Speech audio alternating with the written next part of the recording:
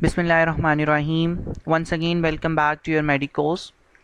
So, in today's lecture, we are going to discuss about a little bit guidelines of foundation module.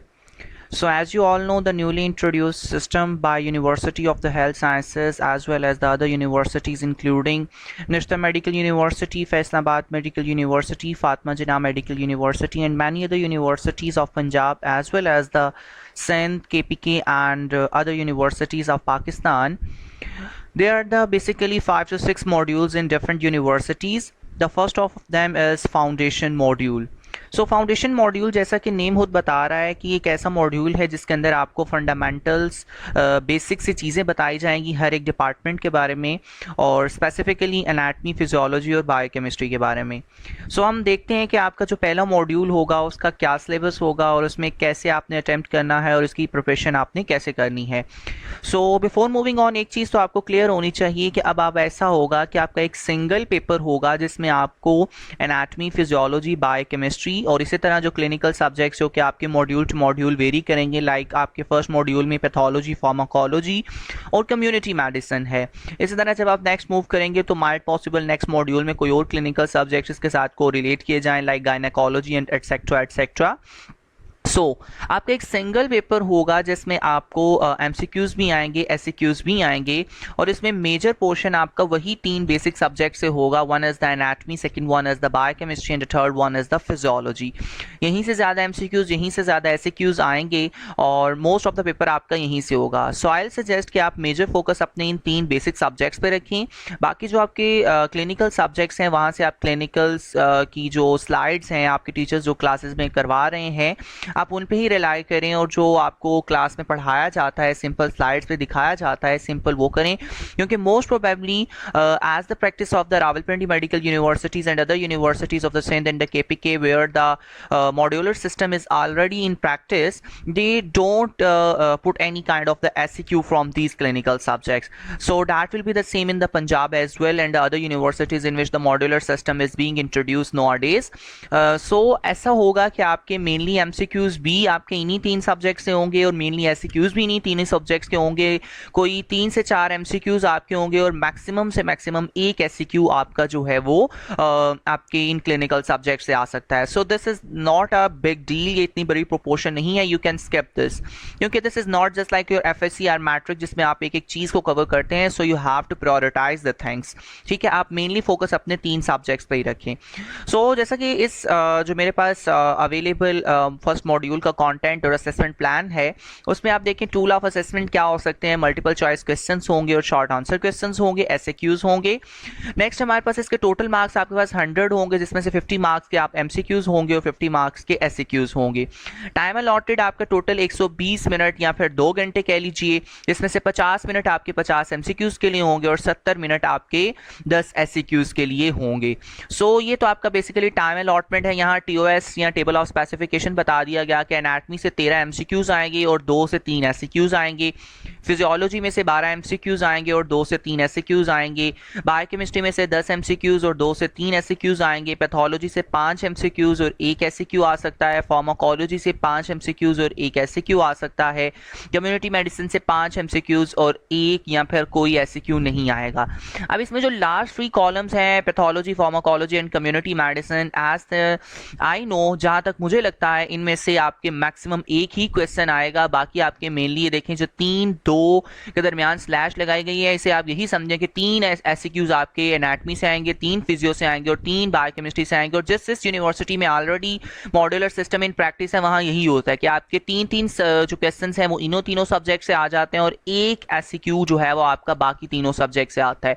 So instead कि आप इन 5 नंबरों के लिए इन 3 subjects को पढ़ें, आप इन जो आपके 45 नंबर के एससीक्यूज हैं और फिर यहाँ से आपके तकरीबन 13 और 12 25 नंबर ये हो गए और 35 नंबर के एमसीक्यूज आपके जो हैं वो मोस्टली यहाँ से कवर हो रहे हैं। सो मेन प्रायोरिटी आपके यही 3 सब्जेक्ट्स होने चाहिए, एनाटमी, फिजियोलॉजी और बायोकेमिस्ट्री। और एक चीज़ बताता चलूँ, जब आपका प्रॉप होगा in the form of blog तो उसमें ये तीनों सब्जेक्ट्स आपके शामिल ही नहीं होंगे, ना एमसीक्यूज इनमें से आएंगे ना एससीक्यूज इनमें से आएंगे। इसमें से सिर्फ और सिर्फ यही तीनों सब्जेक्ट्स होंगे जिसमें से आपके सारे के सारे एमसीक्यूज और सारे के सारे एससीक्यूज होंगे। So your major priority should be these 3 subjects, anatomy, anatomy, physiology and the biochemistry. So यहाँ तक तो आपको ये समझ आए कि आपने सब्जेक्ट्स को कितनी प्रायोरिटी देनी है और किस तरह आपने इन्हें लेके चलना है।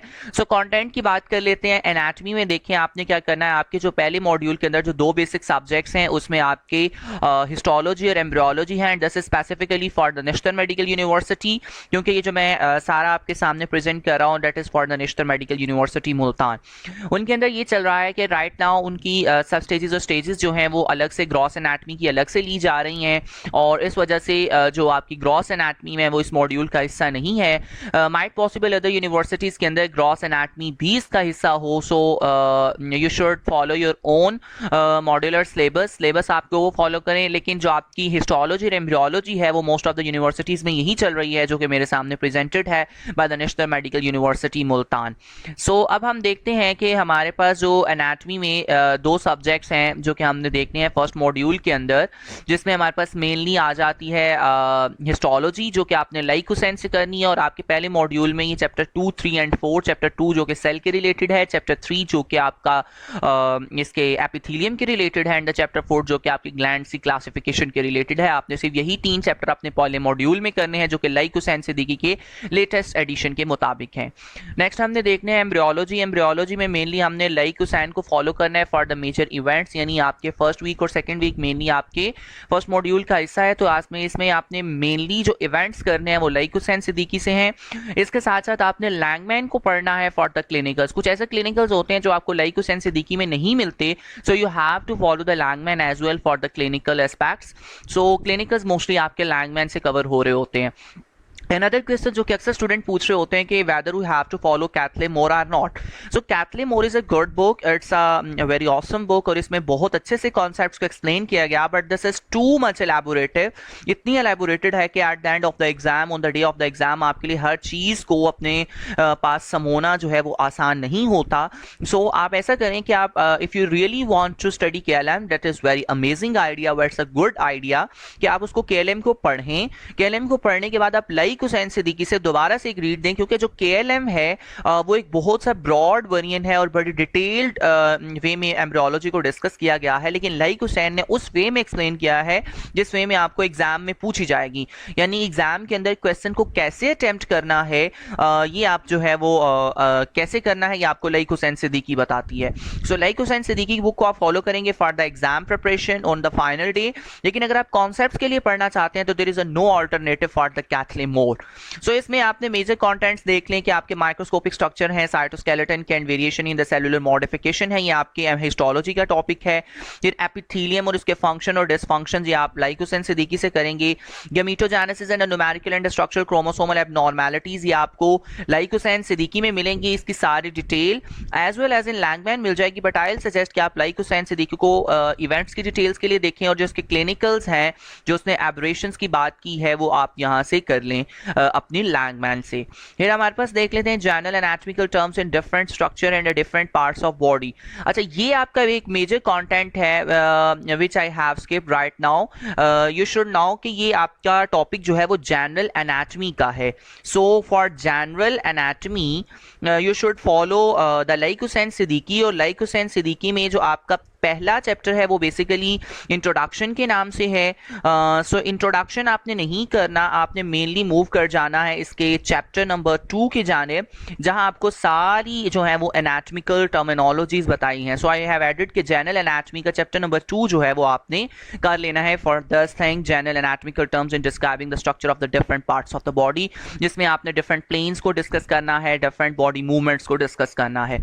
नेक्स्ट दोबारा से gametogenesis and numerical and structural chromosomal एबनॉर्मैलिटीज आपकी इसकी डिटेल मिलेगी लाइकोसेन सिद्दीकी में, और इसके क्लिनिकल्स मिलेंगे आपको लैंगमैन के अंदर. Cell organelles along with their functions ये हिस्टोलॉजी का टॉपिक है जो कि आपको हिस्टोलॉजी के लाइकोसेन सिद्दीकी के लेटेस्ट वेरिएंट के चैप्टर नंबर 2 में मिलेगा.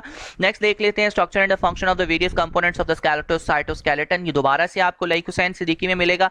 अच्छा, एक बात जो मैं यहाँ लाजमी करना चाहूंगा कि आपके जो सेल है वो आपकी हिस्टोलॉजी में भी है, बायोकेमिस्ट्री में भी है और फिजियोलॉजी में है. सो आई विल सजेस्ट कि आप तीनों सब्जेक्ट्स को ओपन करें, तीनों बुक्स को पढ़ें और उनके कंप्रिहेंसिव नोट्स आप कंपाइल कर लें जो कि तीनों सब्जेक्ट्स की डिटेल प्रोवाइड कर रहे हो.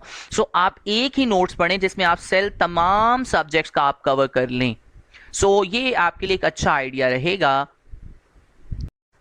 सो जब आप सेल के तीनों सब्जेक्ट्स के इकट्ठे नोट्स कंपाइल कर लेंगे तो आप on the day of block, on the day of module आपको मल्टीपल बुक्स देखनी नहीं पड़ेंगी, बल्कि आप सिंपली एक ही बुक को फॉलो करके आप तीनों सब्जेक्ट्स के सेल को कवर कर लेंगे। और वैसे भी अब आपका मॉड्यूलर सिस्टम है, ऐसा नहीं होगा कि सेल का क्वेश्चन जो है वो आपको एनाटॉमी वाले भी दे रहे हो, फिजियोलॉजी वाले भी दे रहे हो, बायोकेमिस्ट्री वाले भी दे रहे हो।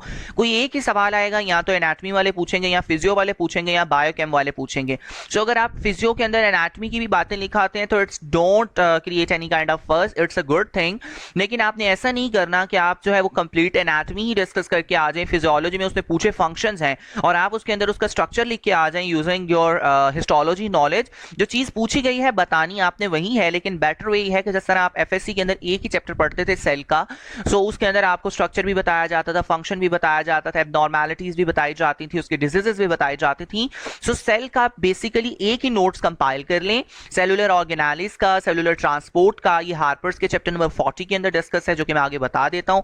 लाइकोसाइन का ये चैप्टर नंबर 2 बनता है। इसी तरह आपका ये जो चैप्टर नंबर 2 गाइटिन का भी बनता है, जिसे आपने फिजियोलॉजी के अंदर देखना है। सो आपने तीनों सब्जेक्ट्स को सामने खोल के उनको आपने इकट्ठा कंपाइल कर लेने हैं उनके notes. And it's a good thing and a good news for you that a new book is being published in your market and it will be available soon in 15 to 20 days. That is named as the TR Note Series Biochemistry। और basically वो book तो biochemistry के लिए ही publish हो रही है, लेकिन उसके अंदर जो सेल है वो इन्हीं सभी बुक्स को जहन में रखते हुए हिस्टोलॉजी, फिजियोलॉजी, बायोकेमिस्ट्री तीनों के नोट्स को हमने कंपाइल करके उसके अंदर किया है। You can purchase that book when it is available. So next move करते हैं कि हमारे पास जो इसमें structure and the functions of the various components of the cytoskeleton हो गया। Define epithelium. अच्छा, एपिथेलियम बहुत इंपॉर्टेंट टॉपिक है आपकी हिस्टोलॉजी में, इवन ये आपके प्रॉफ और ब्लॉक तक आपकी जान नहीं छोड़ेगा। सो एपिथेलियम को आपने अच्छे से करना है, एपिथेलियम की टाइप्स और स्पेसिफिकली इसकी जो भी डायग्राम आपकी यूनिवर्सिटी के अंदर प्रैक्टिस हो रही है एपिथेलियम के various different diagrams like epithelium stratified squamous epithelium, keratinised squamous epithelium, non keratinised, cuboidal epithelium, columnar epithelium, जो एपिथेलियम के डायग्राम्स हैं वो आपने अच्छे से प्रिपेयर करनी है, क्योंकि मोस्ट ऑफ द केसेस में ये होता है कि आपके 2 से 3 नंबर की डायग्राम ड्रा करने को भी आ जाती है यूजिंग इयोसिनोफिल एंड बेसोफिल पेन्स, जो कि आपने इयोसिनो हेमाटॉक्सिन डाई की पेंसिल खरीदी होंगी हिस्टोलॉजी के लिए और आप उसके डायग्राम्स बनाते होंगे अपनी लेबोरेटरीज के अंदर। सो वही हिस्टोलॉजी लैब वाली जो डायग्राम है, इट्स नॉट ओनली मीन कि वो आपके सिर्फ हिस्टो लैब के अंदर आएंगी, बल्कि आपकी हिस्टो की थ्योरी के अंदर भी आ सकती हैं। सो आपको वो डायग्राम्स भी प्रैक्टिस करनी है। So next आ जाते हैं classification of the apical modification according to their motility. This is a very important thing, and the structural modification on the apical, lateral and the basal domains. These are the two very important topics जिसमें आपने सीलिया, स्टीरोसीलिया, काइनोसीलिया और इस तरह जितने भी topics हैं आपकी book के अंदर हिस्टोलॉजी लाइकोसाइन के अंदर, उन्हें आपने अच्छे से करना होता है। ये आपकी मोस्टली स्टूडेंट की कॉपीज के अंदर जो मोस्टली स्टूडेंट ये करते हैं कि हिस्टोलॉजी की कॉपी से ये प्रिपरेशन कर जाते हैं अपनी लाइकोसाइन सिद्दीकी को पढ़ने की बजाय। तो उन लोगों के लिए स्पेसिफिकली मैं ये कहूँगा कि वो लाजमी इन 2 टॉपिक्स को और बेसमेंट मेम्ब्रेन वाले टॉपिक को लाजमी हिस्टोलॉजी लाइकोसाइन से देख लें, क्योंकि इंपॉर्टेंट एमसीक्यूज हैं, प्रॉफ का और आपके ब्लॉक का हिस्सा होंगे, और अगर आपने सिंपल कॉपीज पर रिलाई किया होगा तो ये आप टॉपिक स्किप कर जाएंगे। फिर मेटाप्लेजिया एंड को related with the clinical importance metaplasia, और इसी तरह जो आपके डिफरेंट डिजीजेज हैं, ये मोस्टली आपकी जो हिस्टोपैथोलॉजी होती है, जो कि यूजुअली आपकी कॉपी के ऊपर लिखी होती है। स्पेसिफिकली नेशनल मेडिकल यूनिवर्सिटी की जो बुक है, जो कि लॉग बुक है, आपकी प्रैक्टिकल नोटबुक है, उसके अंदर ये वर्ड्स और ये आपको हिस्टोप्लेजिया एंड मेटाप्लेजिया और ये वाली आपको जो है वो टर्मिनोलॉजीज मिलती हैं। So you have to do it from your histology copy. Next, the classification of the various type of the cell junctions according to functions, providing examples of the each. Again ये एक ऐसा topic है जो कि आपने physio में भी पढ़ना है, बायोकेमिस्ट्री में पढ़ना है, एनाटॉमी में भी पढ़ना है। सो आप एक ही दफा, और सबसे अच्छे अगर मैं बताऊं तो आपके लाइकोसाइन सिद्दीकी के अंदर बहुत अच्छे ये सेल जंक्शंस लिखे हैं। You should follow Laiq Hussain Siddiqui for this, and 1-2 दफा आप जो है वो आप ऐसा करें कि बायोकेमिस्ट्री की बुक को भी एक दफा रेफर कर लें। अगर आपको एडिशनल पॉइंट आता है तो आप एक सिंगल नोट्स कंपाइल कर लें इस अगेन टॉपिक के लिए, क्योंकि मॉड्यूलर सिस्टम का ये फायदा है कि आप अगर एक कंटेंट भी बना लेते हैं so that will help in all the 3 subjects as well.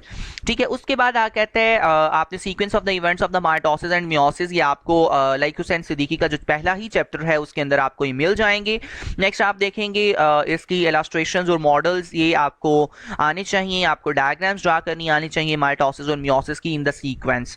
फिर आ जाते हैं morphological changes in the male and the female gametes during the maturation के दौरान मेल गैमेट्स और फीमेल गैमेट्स के अंदर क्या चेंजेस आ रही होती हैं। In other word gametogenesis, spermatogenesis और ओजेनेसिस आपको अच्छे से आनी चाहिए। फिर ये क्लिनिकल टर्मिनोलॉजीज हैं जो कि आपको आनी चाहिए और ये एक आध नंबर का एमसीक्यूज या एससीक्यूज की फॉर्म में आ सकती हैं। हैप्लॉइड यानी half number of the chromosome, diploid double number of the chromosome, euploid normal number of the chromosome, and euploid abnormality in the number of the chromosome, it's mean increase or the decrease in the number of the chromosome, triploid 3 pairs of the chromosome, polyploid multiple layer of the chromosome। तो ये सारी definitions जो है वो आपको आनी चाहिए। Monosomy क्या होती है, ट्राइसोमी क्या होती है। मोनोसोमी जिसमें एक आपका सेक्स क्रोमोसोम गायब होता है, ट्राइसोमी जिसमें आपका एक और सेक्स क्रोमोसोम या फिर आपका ऑटोसोम एक्स्ट्रा आ जाता है। मोएसिज्म ऐसी कंडीशन होती है जिसमें आपकी बॉडी के कुछ सेल्स के अंदर जो है वो ज्यादा नंबर ऑफ क्रोमोसोम्स होते हैं, कुछ के अंदर नॉर्मल नंबर ऑफ क्रोमोसोम्स होते हैं। मोएसिज्म, फिर ये आपको केएलएम के अंदर इसकी डेफिनेशन मिलती है। ट्रांसलोकेशन, ट्रांसक्रिप्शन, ये सारी चीजें ऐसी हैं जो कि आपने अपनी लाइकोसेंस से देखी। अच्छा, कोई ऐसा क्लिनिकल हो सकता है जो कि माइट पॉसिबल आपको लैंगमैन और जो आपकी लाइकोसेन है यहाँ से ना मिले, तो there is two option. One is the internet, आप इंटरनेट से इसकी डेफिनेशन देख लें। अदर वे कि आप जो है वो आप किसी केएलएम को रेफर कर लें या फिर कोई और बुक रेफर कर लें, but the best option is कि आप इंटरनेट से देख लें, क्योंकि सिंपल इसकी डेफिनेशंस ही आपसे पूछी जाएंगी, इन डिटेल आपसे ये चीजें नहीं पूछी जा रही होती। नेक्स्ट आ जाते हैं numerical and structural chromosomal disorders that are written in detail in your Langman's. मैं अगेन कह रहा हूं कि आपने केएलएम को जस्ट एक रीड देनी है, वहां के क्लिनिकल्स करने हैं, आपने लैंगमैन्स के क्लिनिकल्स अच्छे से करनी है और लाइकोसेन से देखिए मेनली फॉलो करनी है आपने इवेंट्स के सीक्वेंस को याद करने के लिए। Another thing is कि एम्ब्रियोलॉजिकल बेसिस और क्लिनिकल प्रेजेंटेशन आपको down syndrome, Klinefelter syndrome, Turner syndrome, Angelman syndrome, Prader Willi syndrome and cri du chat syndrome के आने चाहिए। बट इन सभी में से जो मेन 3 सिंड्रोम्स हैं वो down syndrome, Klinefelter syndrome and the Turner syndromes are too much important. Next आ जाते हैं describe the process of ovulation. Ovulation का फिनोमिना आना चाहिए। कार्पस लुटियम क्या होता है, कार्पस एल्बिकन्स क्या होता है, फर्टिलाइजेशन क्या होती है, इसके steps. This is the very important topic जो कि आपसे अक्सर और बेशतर पूछा जाता है कि आप फर्टिलाइजेशन पे नोट लिखें और इसके वेरियस स्टेप्स को लिखें। आपके प्रॉफ, आपके ब्लॉक, आपके मॉड्यूल हर एक के अंदर ये आएगा और आपको ये बार बार इसका सामना करना पड़ेगा, सो इसे आपने अच्छे से कर लेना है। प्रोसेस ऑफ इम्प्लांटेशन आपको आना चाहिए। आपका list the sites of the abnormal implantation and describe their significance कि आपके यूट्रस की वॉल के अलावा और कहाँ आपकी इम्प्लांटेशन हो सकती है। एब्नॉर्मल जो आपकी इम्प्लांटेशन साइट्स होती हैं उनका पता होना चाहिए। आपको क्लीवेज, मोरूला, ब्लास्टूला या आपके फर्स्ट वीक के इवेंट्स हैं आपको इनका पता होना चाहिए। Describe the events of the second week of the development and sequence. This is a very important question और यहां से अक्सर ये सवाल आया होता है कि why the second week is called as a week of twos. तो आपने उसकी 4 रीजंस लिखनी होती हैं। आपके लैंगमैन के अंदर जब आप समरी पढ़ते हैं सेकंड वीक ऑफ डेवलपमेंट की, तो उसके अंदर उसने 4 बातें लिखी हैं, सिंपल एंड न्यूमरेट की हैं। बाज़ दफा आपको 5 नंबर का एसक्यू भी आ सकता है, जस्ट लाइक लास्ट टाइम जो है वो आपके नेशनल मेडिकल यूनिवर्सिटी का जो प्रॉफ का एग्जाम था उसके अंदर ये क्वेश्चन आया था, why the second week is called as a week of twos. So आपको ये क्वेश्चन जो है वो अटेम्प्ट करना आना चाहिए। डायग्राम्स की मदद से आप अपनी एम्ब्रियोलॉजी को एक्सप्लेन करेंगे तो you can get good marks. Moving toward the physiology. Physiology के अंदर आपने क्या करना है कि आपने बहुत ही थोड़ा सा कंटेंट है इसके अंदर। आपके सबसे पहले रिसेप्टर फिजियोलॉजी है जो कि head of department of the physiology in national medical university doctor Hamid Hasan Saqi को बहुत पसंद है। और रिसेप्टर फिजियोलॉजी में से ये जो गाइटन का चैप्टर नंबर 75 है जिसमें आप सेकंड मैसेंजर सिस्टम पढ़ते हैं, सेल सिग्नलिंग पढ़ते हैं, उसमें अंदर आप जो है वो CMP पाथवे पढ़ते हैं, PIP2 पाथवे पढ़ते हैं, साइटोप्लाज्मिक न्यूक्लियर पाथवे पढ़ते हैं, जैकस्टेट पाथवे पढ़ते हैं, कैल्शियम कलमोडुलिन सिस्टम पढ़ते हैं। लास्टली क्वेश्चन जो कि अक्सर पूछते हैं कि आपको एबनॉर्मैलिटीज ऑफ सेल सिग्नलिंग का क्या मतलब है। अब देखिए abnormalities of the cell signalling यही है कि अगर कोई हार्मोन आपका नॉर्मली काम नहीं कर रहा तो उससे आपका कौन सा जो है वो आपका सेल सिग्नलिंग पाथवे डिस्टर्ब है, आपने उसे सिनेरियो में से डिटेक्ट करना होता है। Just like for the sake of example मैं ये कहता हूं कि एक पर्सन आता है जिसे डायबिटीज मेलाइटिस है और डायबिटीज मेलाइटिस है और उसके अंदर सारे शुगर जो एक हाई ब्लड शुगर वाली सारे सिम्टम्स होते हैं वो दिखा के सिनेरियो के अंदर और आपसे एंड पे पूछा जाता है बताइए जी कौन सा सिस्टम जो है वो यहाँ डिस्टर्ब हुआ है, कौन सा सेकंड मैसेंजर सिस्टम नॉर्मली काम नहीं कर रहा।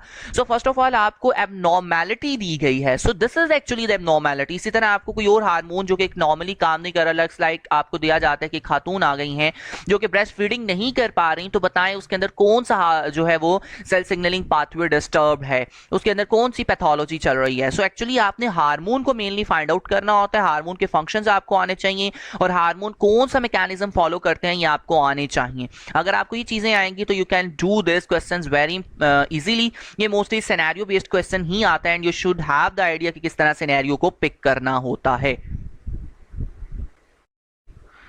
सो नेक्स्ट हमारे पास आ जाता है कि जो भी हमारे पास ये आपके रिसेप्टर फिजियोलॉजी है, आपने इनको देख लिया कि इसको कैसे करना है। आपने इनके मेनली सिनेरियोज ही करने होते हैं और सिनेरियोज बहुत आसान होते हैं। मेनली आपको पता होना चाहिए कि कौन सा हार्मोन किस मैकेनिज्म के तहत काम करता है। आपको एक फंक्शन बता दिया जाएगा या फिर किसी भी हार्मोन की एबनॉर्मेलिटी बता दी जाएगी। जिस तरह मैंने 2 सिनेरियोज आपके सामने एक्सप्लेन किए, आपने इन फंक्शंस को देखते हुए आपने ये देखना होता है कि आपका इसमें कौन सा हार्मोन इन्वॉल्व है। और जब आपको हार्मोन का पता चल जाएगा तो फिर आपको अपने वो जो आपने टेबल्स याद किए हैं either in the form of cramming या फिर आपने कोई निमोनिक्स बना के, मैंने निमोनिक्स जो है वो शेयर किए हुए हैं और नोट्स मैंने जो है वो आपकी क्लास ग्रुप्स के अंदर प्लॉट कराए हुए हैं।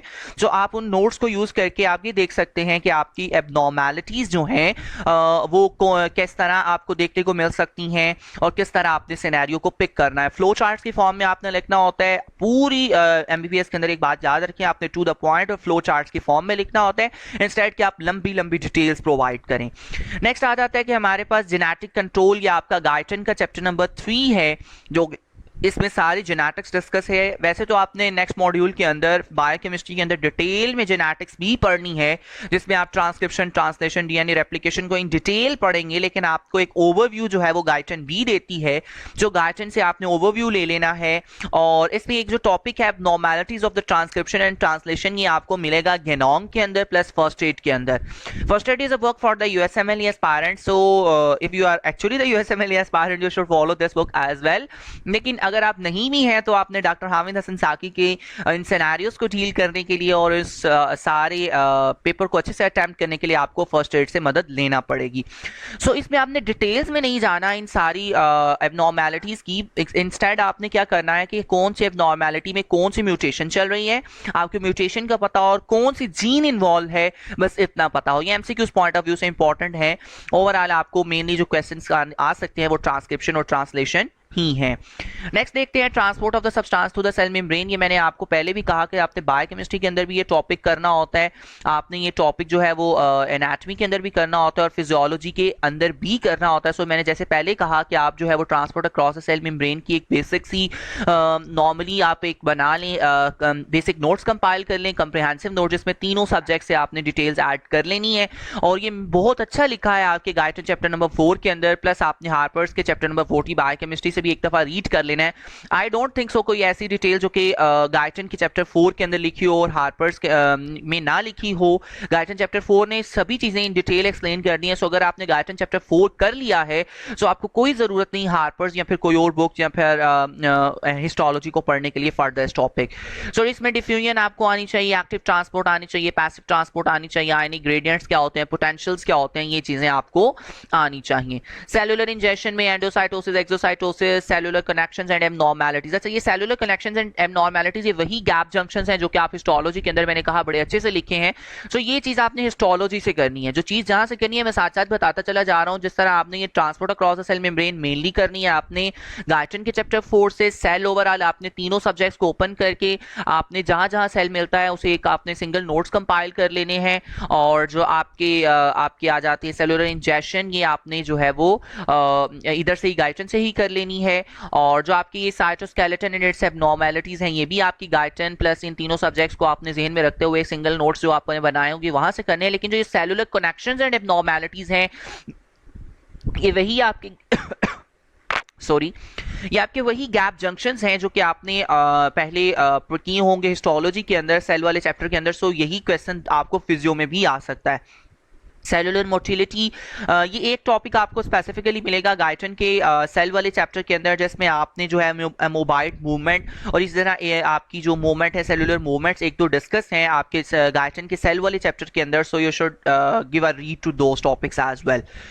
नेक्स्ट आ जाते हैं skin and temperature regulation Guyton के चैप्टर नंबर 74 के अंदर डिस्कस है, जिसमें आपने मेनली जो है आपसे पूछे हैं तो मैं यही बताऊंगा कि आप जो है आपको मेथडोलॉजीज आनी चाहिए कि किस तरह आपकी बॉडी के अंदर हाई टेम्परेचर और लो टेम्परेचर को रेगुलेट किया जाता है और नॉर्मलाइज करके इन सबको होम्योस्टेसिस को मेंटेन किया जाता है, थर्मो रेगुलेशन की जाती है। ये सवाल आपसे मेनली पूछा जाता है। सिनेरियो दे दिया जाता है कि एक पर्सन है जो बहुत स्कॉचिंग हीट के अंदर यानी सिब्बी के अंदर या फिर मुल्तान के अंदर या फिर बहुत स्कॉचिंग हीट वाले एरिया के अंदर है, तो उसको बहुत ज़्यादा जो है वो हाई टेम्परेचर है, तो बताएं उसकी बॉडी के अंदर कौन कौन से वेज जो है वो रेगुलेट करेंगे उसके टेम्परेचर को। सिमिलरली कहा जाता है कि एक पर्सन है जो कि मरी के अंदर है या फिर किसी ऐसे कोल्ड एरिया के अंदर है, सियाचिन के अंदर है, बोलतोरो के अंदर है, या फिर किसी भी ऐसे एरिया के अंदर है जहां बहुत ज़्यादा बर्फबारी है या बहुत ज़्यादा सर्दी है, तो ऐसा पेशेंट किस तरह अपने बॉडी के टेम्परेचर को रेगुलेट कर रहा है, ये पूछा जाता है। इसके साथ साथ ये एबनॉर्मैलिटीज अक्सर पूछी जाते हैं कि हीट स्ट्रोक और frostbite, these are the favourite questions of doctor Hamid Hasan Saqi. You should follow these subjects और ये चीजें आपको मिलेंगी चैप्टर नंबर 74 गार्टन के अंदर। इवन जो बीआरएस है आपकी, उसके अंदर जो आपका चैप्टर नंबर 2 न्यूरोफिजियोलॉजी, उसका latest edition, I can even tell you the page number 57 पे मिलेगा आपको जो latest edition up till now available है मार्केट्स के अंदर बीआरएस का। बीआरएस फिजियोलॉजी के अंदर चैप्टर नंबर 2 है न्यूरोफिजियोलॉजी और उसका लास्ट टॉपिक है आपका temperature regulation and body temperature, page number 57। आप वहां से इसको भी देख सकते हैं। दिस इज वेरी इंपॉर्टेंट और ये इंपॉर्टेंट क्वेश्चंस हामिद हसन साकी के हैं। So that was about the physiology. Next देखते हैं हम अपनी बायोकेमिस्ट्री को। बायोकेमिस्ट्री का तो कंटेंट बहुत ही थोड़ा है। सेल, जो कि मैं मल्टीपल टाइम का बात कर चुका हूं, आपने सिंगल नोट्स कंपाइल कर लेने हैं। सेलुलर ऑर्गेनेलिस, सेलुलर डिसऑर्डर्स और ये सारी चीजें जो कि आपको सेलुलर डिसऑर्डर्स जो कि आपके साथ स्लाइड्स शेयर की गई होंगी, आपने उन्हें देख लेना है। इन डिटेल आपने नहीं जाना क्योंकि ये पैथोलॉजी का मेनली क्वेश्चन है। सेलुलर ऑर्गेनेलिस किस तरह काम करती हैं, इनकी बायोकेमिस्ट्री, इसमें ट्रांसपोर्ट, एक्टिव ट्रांसपोर्ट, ये सारे टॉपिक्स वो हैं जो कि मैं इन डिटेल आपको पीछे एक्सप्लेन कर चुका हूं। फिर आपके ये जो कैटालिटिक मेम्ब्रेन्स के अंदर से जी प्रोटीन, एडिनाइल साइक्लेज और फास्फोडाइस्ट्रेज, ये वही आपके सेकंड मैसेंजर सिस्टम है जो कि आपने गार्टन के चैप्टर नंबर 74 के अंदर और 75 के अंदर आपने इन डिटेल पढ़ लिए होंगे। सो आपने इनको दोबारा से करने की जरूरत नहीं है, जो आपने वहां किया वही आपको यहाँ भी काम आ जाएंगे। सो this is a good thing which I like about the modular system. कैसा नहीं है कि फिजियो वाले आपको second messenger system second module के अंदर पढ़ा रहे हैं और ये आपको फर्स्ट मॉड्यूल के अंदर पढ़ा रहे हैं, तीनों आपको इकट्ठे ही पढ़ा रहे हैं, तो आप एक दफा कंटेंट कर लेंगे तो तीनों डिपार्टमेंट के अंदर वो कवर हो जाएगा। फिर transporter and ion channel, signal transduction and ion channel, ये आपने वही टॉपिक्स हैं जो कि आपने फिजियो के अंदर सेलुलर ट्रांसपोर्ट के अंदर पढ़ लिए। नेक्स्ट इंपॉर्टेंट टॉपिक जो कि आपका स्पेसिफिकली आपकी बायोकेमिस्ट्री का है वो एंजाइम्स है and this is a very important, very very much important. आपको जब तक एंजाइम्स नहीं आएंगे तब तक आपको पूरी सेकंड ईयर नहीं आ सकती, क्योंकि आपका सेकंड ईयर सारी मेटाबॉलिज्म पे है और मेटाबॉलिज्म में मेनली चीज एंजाइम्स ही होते हैं। सो ये चैप्टर आपने chapter number 5 Lippincott's illustrated review of biochemistry के करना है, जो उसका 8th एडिशन लेटेस्ट एडिशन है वहां से, और कुछ टेबल्स जो हैं like clinical importance, therapeutic importance, जो कि आपके लास्ट में लिखे हैं, therapeutic use and application of enzymes and clinical diagnosis. ये सत्यानारायण के अंदर आपको जो एंजाइम चैप्टर है उसके अंदर ये टेबल्स मिल जाएंगे, आपने वहां से टेबल्स कर लेने हैं, बाकी हर एक चीज जो है वो आपको मिल जाएगी। बायोकेमिकल इंपॉर्टेंस क्या है, एंजाइम कैटालिसिस, फिर आपकी isoenzymes and their clinical importance, free energy, factors affecting Michaelis and Menten equation and the Lineweaver. अच्छा, इसमें इक्वेशन जो नेशनल मेडिकल यूनिवर्सिटी की जो अभी तक एचओडी हैं डॉक्टर बख्तावर फरूक, उनकी प्रैक्टिस है कि वो आपको ये इक्वेशन ड्राइव करने को भी कहती हैं। सो इक्वेशन ड्राइव का आपको कहीं नहीं मिलेगी, but a new book that is I have introduced earlier, TR note series biochemistry, उसके अंदर ये इस चीज की सारी डेरिवेशन भी एडेड है। So as soon as this book is available in market you can purchase this. So ये टॉपिक आपने मेनली वहां से करना है, और अगर आप वो बुक्स अगर मिल जाती है आपके मॉड्यूल से पहले पहले तक, तो आप उस मॉड्यूल की बुक से आप सिंपल अगर इस एंजाइम को चैप्टर को कर लेते हैं तो आपको कोई और बुक रेफर करने की जरूरत नहीं है। लास्टली पैथोलॉजी, फार्माकोलॉजी और बायोकेमिस्ट्री, इनको मैं इतना एक्सप्लेन नहीं कर रहा। द रीजन इज दिस के सारे टॉपिक वो हैं जो कि आपने अपनी स्लाइड से करने हैं और आपने इनके ऊपर ज्यादा टाइम नहीं लगाना। इनमें से मैक्सिमम एक एससीक्यू आएगा और आपको 3 से 4 एमसीक्यूज आएंगे as far as my knowledge, या फिर जो मुझे लगता है इसमें से 4 से 5 एमसीक्यूज आएंगे। सो इन टॉपिक्स को इतना डिटेल में आपने बिल्कुल नहीं करना, सिंपल जो टीचर्स की स्लाइड्स हैं आपने उन्हें फोकस कर लेना है, उन्हें पढ़ लेना है।